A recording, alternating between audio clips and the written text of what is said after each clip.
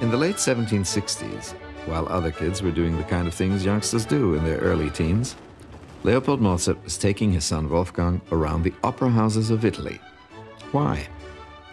Back when Wolfgang was only 3 years old, his father first realized that he had a miracle on his hands. Leopold Mozart and his wife considered it miraculous enough that their 7th child had even survived to this age. Of their other 6 children, only Wolfgang's oldest sister Nanno was still alive. But with the development of Wolfgang's enormous musical talent, the deeply religious Leopold felt a divine obligation to show his son to the world. And so, he put his own successful musical career on the back burner, took one leave of absence after another, and covered the map of Europe, from Vienna to London and back. As the boy entered his teens, Leopold knew he would have to take his son to the source, to Italy. Why Italy? Wherever they went in Europe, musical life was dominated by Italians or composers who had learned their craft in Italy. From Madrid to St. Petersburg, Italian and Italian-trained musicians had been setting musical styles for decades. More importantly, in those days, a truly successful musical career meant opera, and all opera was centered on Italy. But even more than that, for all his popularity across the continent, the boy still needed the ultimate expert recognition, and the Italians, more than anyone else, really knew a good musician when they heard one. Indeed, an Italian operatic education was an absolute must, even for a German career.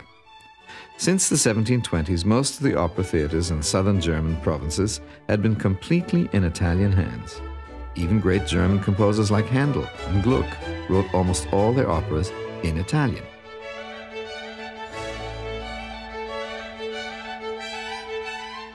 It wasn't just the composers. Librettists, singers, and the majority of the instrumentalists came from Italy and occupied all the good positions in the courts of German princes. If an 18th century musician wanted to achieve fame and fortune at home, he needed to have studied in Italy. The total involvement in artistic events attracted musicians from all parts of Europe. Unfortunately, the only people who could afford to do this already had money or were supported by a benefactor. In planning this trip to Italy, Leopold Mozart exercised all his usual skill and intelligence, but still it involved considerable risk. After all, the time was rapidly approaching when the younger Mozart would pass the age of being a commercially viable proposition.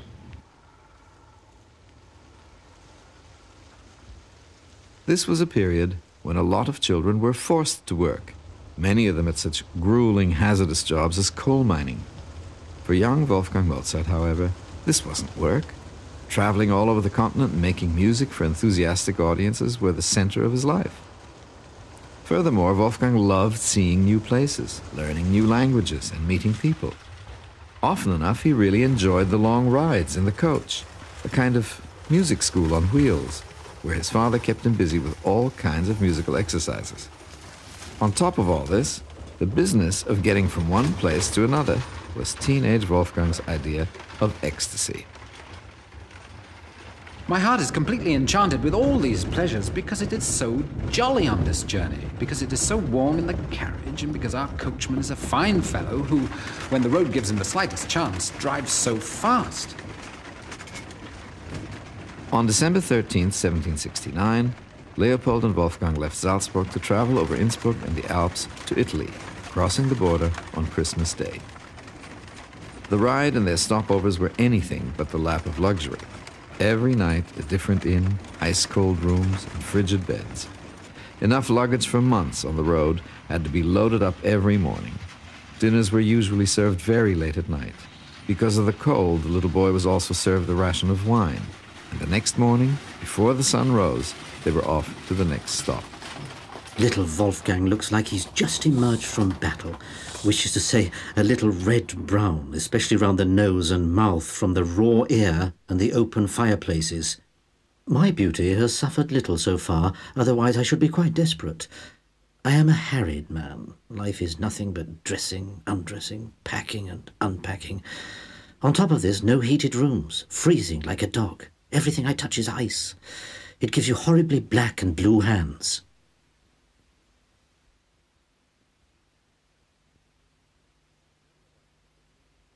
Nevertheless, Italy was worth all the trouble of getting there, especially if you were a creative artist like Mozart. Many artists came from all over the continent to escape the grim northern winters and glean inspiration from a nation with music in its soul. As Goethe put it, "Until dawn, groups of people constantly walk the streets singing and playing. You sometimes hear duets as lovelier than in an opera or concert.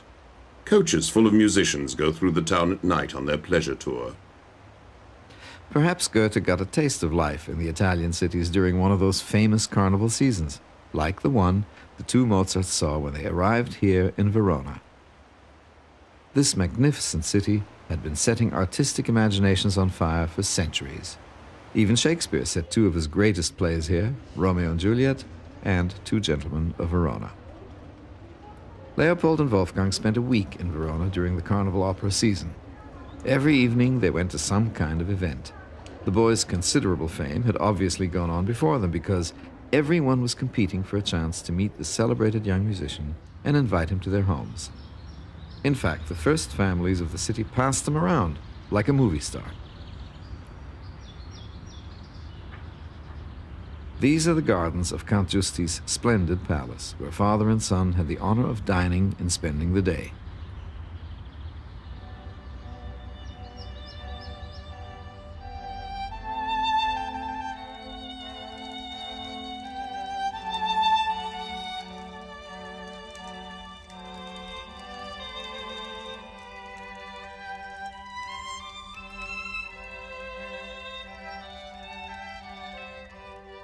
And it was here that Wolfgang presented a piece of music he had written on one of those long coach rides.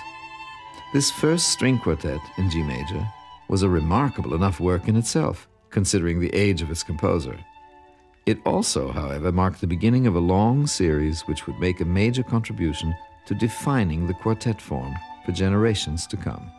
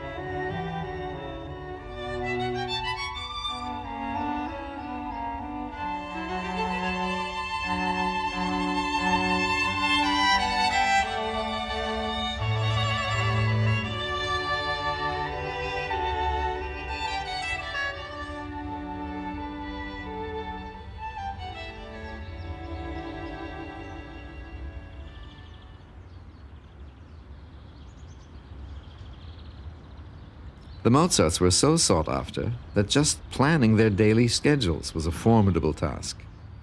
Among other things, Signor Luggiati, the chief tax collector, arranged to have this portrait of Wolfgang painted in his home, which meant he had to spend hours every day sitting for the artist.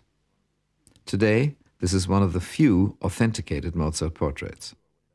Nobody's quite sure what that piece of music is on the stand, which is why Mozart's chronologist, Ludwig von Köchel, decided to take no chances and list it as 72A in his catalogue. It could have been one of the pieces he played here on the organ at San Tommaso. By the way, there was something very special about this performance, as Leopold wrote in a letter. After dinner, we went to the church of San Tommaso to play on two organs, and even though the decision to go there had only just been taken, by the time we arrived, such a crowd of people had gathered we hardly had room to get out of the coach. Afterwards, there was an enormous commotion because everyone wanted to catch a glimpse of the little organist. The poets of Verona competed hotly with one another for a chance to sing Wolfgang's praises. One of Verona's newspapers said this: "This evening, Verona had an opportunity to admire the Mozart boy's miraculous powers." Probably one of the few occasions the word miraculous could almost be rated an understatement. No question about it, Verona had really taken Mozart to its heart.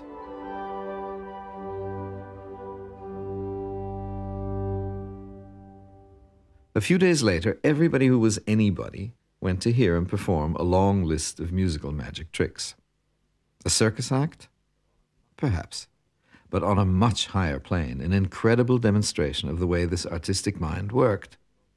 No wonder then that Mozart was now beginning to think seriously about the craft of expanding keyboard ideas into full-scale works for piano and orchestra. After that demonstration of virtuosity, the boy's reputation began spreading across Italy like wildfire. With glowing press reports and letters of recommendation in their pockets, the two set off for Mantua. The reception they received when they got there is comparable to what happens today when, I don't know, when Madonna hits town.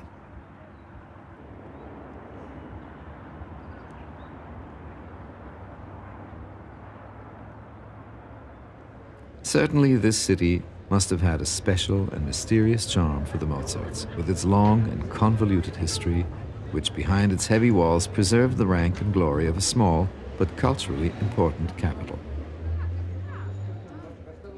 I can assure you that everywhere we went, we were surrounded by the kindest people, who stayed with us until the final moment of our departure and exerted every effort to make our sojourn just as pleasant as possible, especially in Count Arco's home.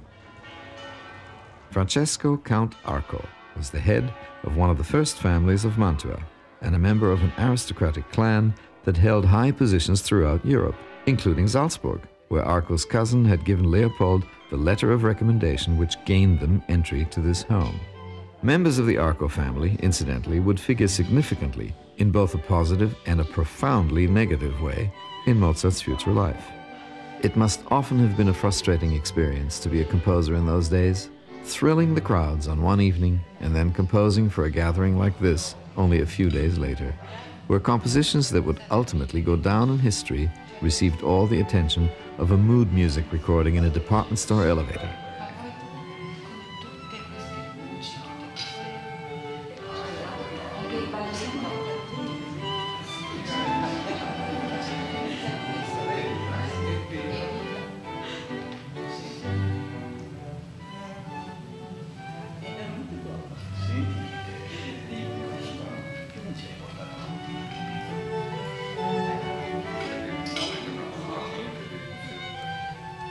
Assolutamente non posso sprecare una situazione come questa. Sarebbe impossibile.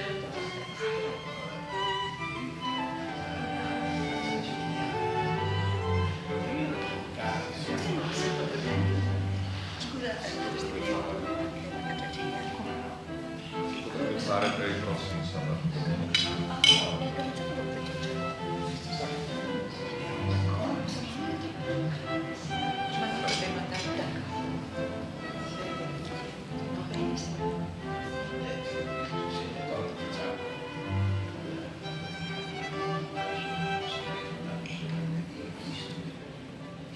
But a few days after this visit to Count Arco's palace, the scene again changed, this time to the splendid Theatro Bibiena, where another gala concert had been arranged.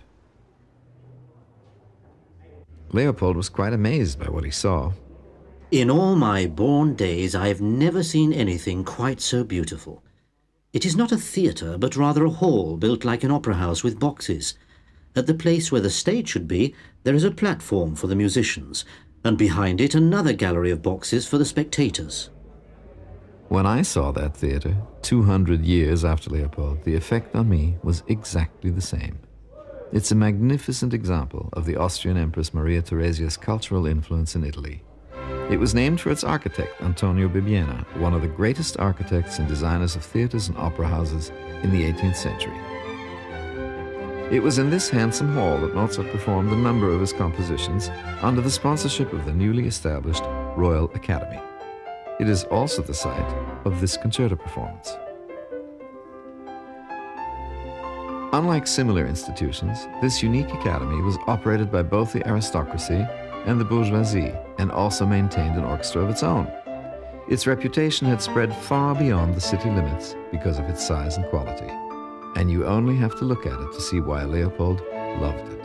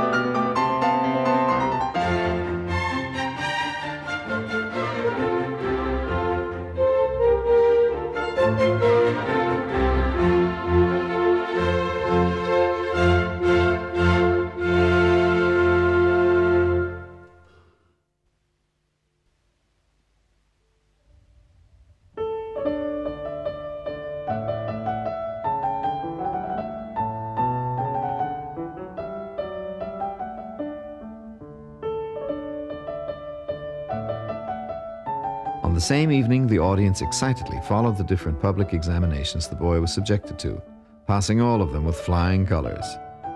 Sight reading on the violin and harpsichord, and improvisations on both instruments. In short, another concert, largely dedicated to improvisations and musical tricks. In short, a far cry from what we think of today.